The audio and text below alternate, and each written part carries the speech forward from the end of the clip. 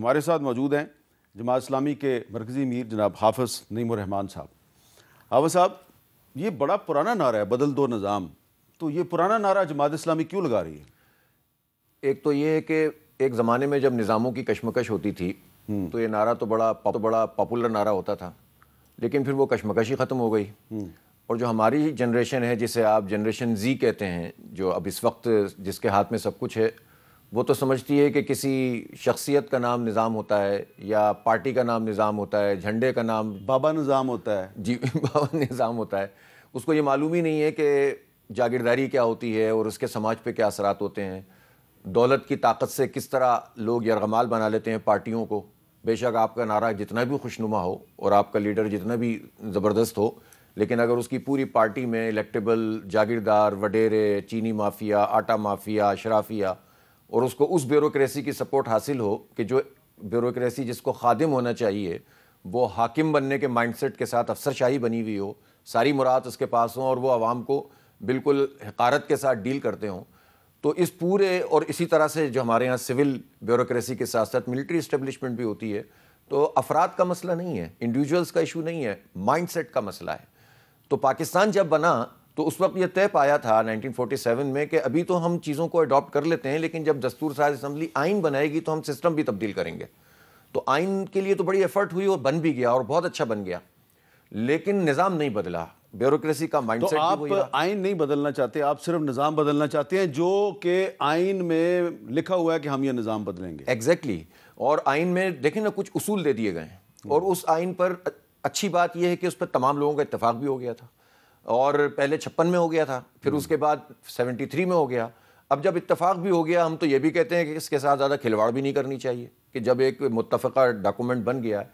اصول اس کے موجود ہیں، اس میں سوورنٹی اللہ تعالیٰ کی ہے، بندوں کو یہ حق حاصل ہے کہ وہ اپنے تمدن اور حالات کے اعتبار سے قانون سازی کریں، اور اس میں یہ اصول موجود ہیں کہ ہیومن رائٹس دیے جائیں گے، اس میں یہ اصول موجود ہے کہ تعلیم سب کو دی جائے گی، 5 سے 16 سال کی تو فری ایجوکیشن ہوگی اور سب کو ایکول رائٹ ملے گا، صحت کی سہولت سب کو دی جائے گی، یوٹیلیٹیز فراہم کی جائیں گی، ہاں ٹیکس لیں گے تو لیں گے جو ضروری چیز ہے، لیکن اگر آئین یہ پروٹیکشن پاکستان کے عوام کو دیتا ہے تو وہ کون سے اسباب ہیں جس کی وجہ سے یہ عمل درآمد نہیں ہوتا پاکستان؟ اچھا، اب آپ یہ بتائیے کہ آپ نے بڑی اچھی بات کی کہ آپ نظام بدلنا چاہ رہے ہیں آئین کے اندر رہ کے، بلکہ جو آئین کی ضرورت ہے، جی بالکل، آرٹیکل 38 کہتا ہے جی کہ آپ دولت کے چند ہاتھوں میں ارتکاز کو روکیں گے۔ ایگزیکٹلی، دیکھیں ہمیں کسی کے امیر ہونے پہ مسئلہ نہیں ہے، ہم یہ سمجھتے ہیں کہ امیر کی جو عمارت ہے نا وہ غریب کی ایکسپلائٹیشن استحصال پہ نہیں ہونی چاہیے، اس کا حق مار کے نہیں ہونی چاہیے۔ اب سوال میرا آپ سے یہ ہے کہ اگر آپ نے نظام بدلنا ہے اور آئین کے تحت بدلنا ہے تو پھر اس کے لیے ضروری ہے کہ آپ کی پارلیمنٹ میں نمائندگی ہو، لیکن آپ کے قومی اسمبلی میں اور سینٹ میں تو کوئی نمائندگی نہیں ہے۔ اب آپ بلوچستان اسمبلی میں 2 آدمی ہیں، سندھ اسمبلی میں 1 آدمی ہے، برائے نام نمائندگی ہے آپ کی، تو آپ کیسے نظام بدلیں گے؟ اس کے لیے عوامی رائے عامہ کے ذریعے بدلیں گے۔ جماعت اسلامی کی ایک بات یہ طے ہے کہ ہم برسر زمین کام کریں گے، سازشوں کے ذریعے سے نہیں آئیں گے اور بیک ڈور سے نہیں آئیں گے، برسر زمین کام کریں گے اور پارلیمانی جدوجہد کریں گے۔ ہمیں معلوم ہے کہ پاکستان میں جو انتخاب ہے وہ لنگڑا، لولا، اندھا، بہرا، کانا سب کچھ ہے، لیکن ہمارے پاس آپشن کوئی دوسرا نہیں ہے۔ تو ہم اسی نظام کو رہتے ہوئے ہم نے 1957 میں یہ طے کیا تھا مولانا مودودی کے زمانے میں کہ 2 طریقوں سے کام کریں گے، ایک یہ کہ انتخابی اصلاحات کے لیے بھی جدوجہد کرتے رہیں گے، کوشش کرتے رہیں گے کہ مثلا ہم یہ سمجھتے ہیں کہ یہاں پر متناسب نمائندگی کا نظام ہونا چاہیے، لیکن پاکستان میں کوئی پارٹی تیاری نہیں ہوتی اس کے لیے، تو رائے عامہ کے ذریعے سے ہم انشاءاللہ اس کی ایفرٹ کریں گے، کرتے رہیں گے اور بالآخر پوری قوم کو پشت پہ لا کر کھڑا کرنے کی کوشش کریں گے، اور دوسری طرف ہم اس سے دستبردار ہوئے بغیر اس نظام میں رہتے ہوئے اس کو بدلنے کی جدوجہد کریں گے۔ مشکل کام ہے لیکن اچھا، کرنا آپ کہہ رہے ہیں آپ آج اس نظام کے اندر رہتے ہوئے اس کو بدلنے کی کوشش کریں گے، تو اس نظام کے تحت پچھلے سال فیبرری 2024 میں جو الیکشن ہوا اس میں آپ PS 129 کراچی سے آپ جیت گئے، الیکشن کمیشن نے کہا کہ حافظ نعیم الرحمان جیت گئے، حافظ نعیم الرحمان نے استعفیٰ دے دیا، حافظ نعیم الرحمان نے کہا مجھے یہ رزلٹ قبول نہیں ہے، تو آپ تو سسٹم سے نکل گئے، کیوں نکلے؟ میں سسٹم سے نہیں نکلا، میں نے یہ کہا کہ جب میں نے اپنے فارم 45 جمع کیے اور میری ٹیم نے جمع کیے، پھر ہم نے مشورہ کیا کہ یار اس میں تو 800,000 ووٹ کم ہیں، میرے 29,000 ووٹ ہیں اور جو PTI کا بندہ تھا دوسرا والا اس کے 30,000 ووٹ تھے، تو ہم نے کہا ہمارے ووٹ تو کم ہیں، تو ہمیں تو انہوں نے ڈکلیئر کر دیا، جبکہ ہماری بہت ساری سیٹیں ایسی ہیں جس پہ ہم جیتے ہوئے ہیں اور یہ ہمیں نہیں دے رہے۔ تو ہم نے یہ فیصلہ کیا کہ ہم یہ خیرات کی سیٹ نہیں لیں گے، جو جیتی ہوئی سیٹ ہے وہ دو، اور یہ حوصلہ ہم میں ہونا چاہیے کہ اگر کتنی سیٹیں جیتی ہوئی تھیں؟ کم از کم 7 کے تو ہمارے فارم 45 100% موجود تھے۔ میں اسی کو مانتا ہوں۔ آپ کا جھگڑا فارم 47 کا نہیں ہے، 45 کا ہے۔ 45 کا ہے۔ اگر دیکھیں 45 کے پورے نہیں تھے نا، تو اور لوگوں نے کلیم کیا ہمارے کہ یار یہ سیٹ بھی میں نے جیتی ہے، میں نے کہا نہیں، مجھے پورے فارم 45 لا کے دو۔ کم تھے، ہم نے نہیں مانا، ہم نے صرف اس کو تسلیم کیا جو 45 ہمارے پاس پورے موجود ہیں، اس لیے کہ ہم نے ایک پرنسپل سٹینڈ لیا ہے۔ تو آپ یہ کہتے ہیں کہ فروری 2024 کا جو الیکشن ہے اس میں دھاندلی ہوئی؟ 100%، بلکہ پتہ نہیں اس میں 100% سے بھی اوپر کے چلا۔ لیکن اب تحریک انصاف بھی یہی کہتی ہے، لیکن جماعت اسلامی اور تحریک انصاف ہمیں اس مسئلے پہ ایک پیج پر نظر نہیں آتے۔ نہیں، یہاں موقف کی حد تک تو ایک پیج ہے، بلکہ انہوں نے کچھ پیج یعنی بدلنے کی بھی کوشش کی درمیان میں، اور ان کا خیال یہ تھا کہ نئے الیکشن ہو جانے چاہیے اور ہم یہ فارم 47 اور 45 کی بحث سے نکل آئیں۔ اس پر ہمارا موقف یہ تھا کہ اگر آپ نے اس موقع پر جو بالکل ابتدائی طور پر ہے، اگر آپ نئے الیکشن پہ جاتے ہیں تو آپ ایک طرح سے لیجیٹیمیٹ کر دیں گے 24 کو۔ اس لیے ہم پہلے، چونکہ ابھی تو وقت بھی زیادہ نہیں ہوا، اور جوڈیشل کمیشن کا مطالبہ کریں، تحریک چلائیں اور یہ کہیں کہ جناب